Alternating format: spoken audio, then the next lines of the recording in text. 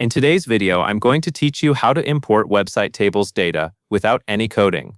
Importxml and Importhtml.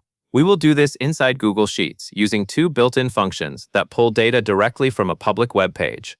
The first one, Importhtml, is great when you want to grab an entire table in one shot. The second one, Importxml, is better when you only want a specific piece of information, like a single column from a table. Start by opening a new Google Sheets spreadsheet. Click once on an empty cell where you want the imported data to begin. It helps to choose a blank area with plenty of space because imported tables can expand into multiple rows and columns.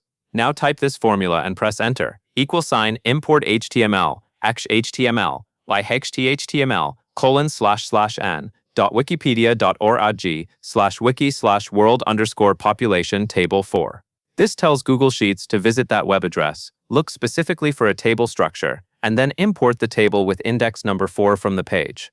On this particular page, the 10 most populous countries table is typically the 4th or sometimes the 5th table in the underlying page code. So if your results do not match what you expect, the main adjustment you make is changing that last number. After you press enter, give it a moment to load. Sheets needs a few seconds to fetch the page and place the results into your spreadsheet. Once it appears, you will see the full table filled in automatically.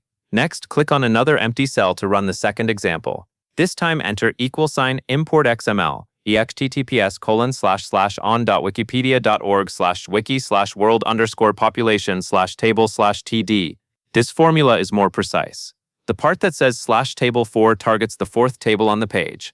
The /td portion moves through the rows of that table. Then /td2 grabs the second column in each row, which is where the country names appear in that table layout.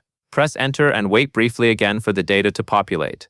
You should now see a clean list of country names without the extra columns from the table. Once your data is imported, remember that it is connected to the web page. If the page structure changes, you may need to adjust the table index or the column reference. And that is all there is to it.